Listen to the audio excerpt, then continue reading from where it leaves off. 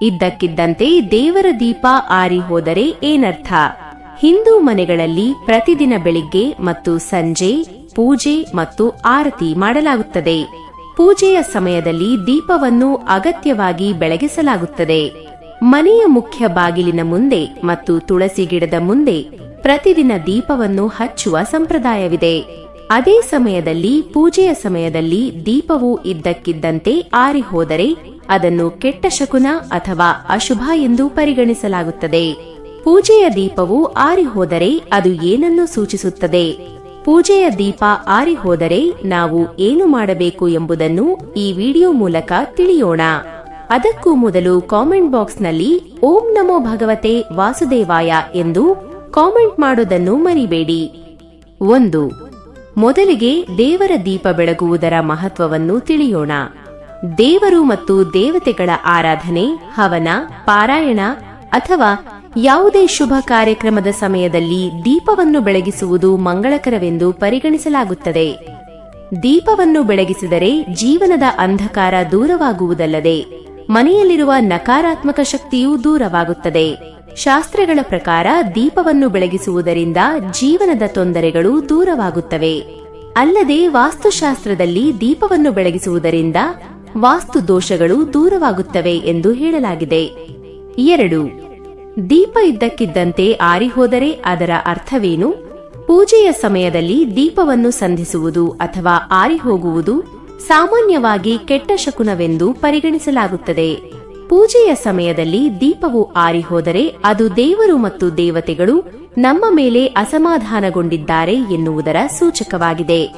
ಇದರ ಅರ್ಥ ಪೂಜೆ ಪೂರ್ಣಗೊಂಡಿಲ್ಲ ಹಾಗೂ ಪೂಜೆಯ ಪೂರ್ಣಫಲ ನಿಮಗೆ ದೊರೆಯುವುದಿಲ್ಲ ಎಂಬುದಾಗಿದೆ. ಇದಲ್ಲದೆ ದೇವರ ಮುಂದೆ ನೀವಿಟ್ಟ ಬಯಕೆಯೂ ಈಡೇರುವುದಿಲ್ಲ ಎಂಬುದಾಗಿದೆ.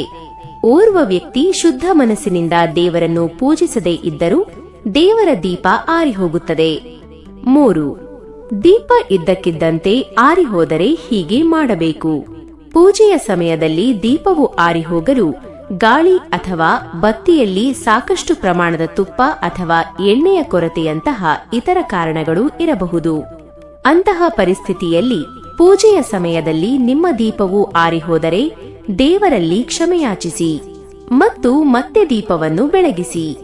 ದೀಪದಲ್ಲಿ ತುಪ್ಪ ಮತ್ತು ಎಣ್ಣೆ ಸಾಕಷ್ಟು ಪ್ರಮಾಣದಲ್ಲಿ ಇರಬೇಕು. ಇದರಿಂದ ದೀಪವು ಮತ್ತೆ ಆರಿಹೋಗುವುದಿಲ್ಲ ಎಂಬುದನ್ನು ನೆನಪಿನಲ್ಲಿಡಿ.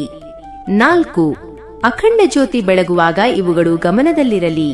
ಒಬ್ಬ ವ್ಯಕ್ತಿಯು ತನ್ನ ಸಂಕಲ್ಪವನ್ನು ಪೂರೈಸಲು ಅಖಂಡ ಜ್ಯೋತಿಯನ್ನು ಬೆಳಗಿಸುತ್ತಿದ್ದರೆ ಅವನು ಅದರ ಬಗ್ಗೆ ಹೆಚ್ಚಿನ ಕಾಳಜಿ ವಹಿಸಬೇಕಾಗುತ್ತದೆ. ಏಕೆಂದರೆ ಅಖಂಡ ಜ್ಯೋತಿಯು ನಂದಿ ಹೋದರೆ ಅದು ಅವನ ಇಚ್ಛೆ ಪೂರ್ಣಗೊಳ್ಳದಂತೆ ಮಾಡುತ್ತದೆ. ಇಂತಹ ಘಟನೆಯು ಕುಟುಂಬಕ್ಕೆ ತೊಂದರೆ ತರಬಹುದು. ಇದನ್ನು ತಪ್ಪಿಸಲು ಅಖಂಡ ಜ್ಯೋತಿಯನ್ನು ಬೆಳಗಿಸುವಾಗ ಅದರ ಸುತ್ತಲೂ ಗಾಜಿನ ಆವರಣವನ್ನು ಇರಿಸಿ ಮತ್ತು ಅದರಲ್ಲಿ ಸಾಕಷ್ಟು ಎಣ್ಣೆ ಮತ್ತು ತುಪ್ಪವನ್ನು ಹಾಕಿಡಿ. ಅಲ್ಲದೆ ಅಖಂಡ ಜ್ಯೋತಿಯ ಪಕ್ಕದಲ್ಲಿ ಸಣ್ಣ ದೀಪವನ್ನು ಬೆಳಗಿಸಿ. ಒಂದು ವೇಳೆ ಅಖಂಡ ಜ್ಯೋತಿಯ ದೊಡ್ಡ ದೀಪ ಆರಿಹೋದರೆ ಈ ಚಿಕ್ಕ ದೀಪದಿಂದ ಮತ್ತೆ ಅಖಂಡ ಜ್ಯೋತಿಯನ್ನು ಬೆಳಗಿಸಬಹುದು.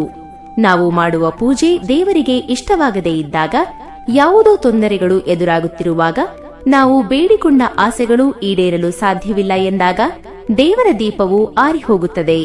ಆ ಸಮಯದಲ್ಲಿ ದೇವರ ಬಳಿ ನೀವು ಕ್ಷಮೆಯನ್ನು ಕೇಳಿ ಮತ್ತೊಮ್ಮೆ ಆ ದೀಪವನ್ನು ಬೆಳಗಬಹುದು. ವಿಡಿಯೋ ಇಷ್ಟವಾದರೆ ತಪ್ಪದೇ ಲೈಕ್ ಮಾಡಿ. ಹೆಚ್ಚಿನ ಮಾಹಿತಿಗಳಿಗಾಗಿ ನಮ್ಮ ಚಾನೆಲ್ ಅನ್ನು ಸಬ್ಸ್ಕ್ರೈಬ್ ಮಾಡಿಕೊಳ್ಳಿರಿ. ಶುಭವಾಗಲಿ. ಧನ್ಯವಾದಗಳು.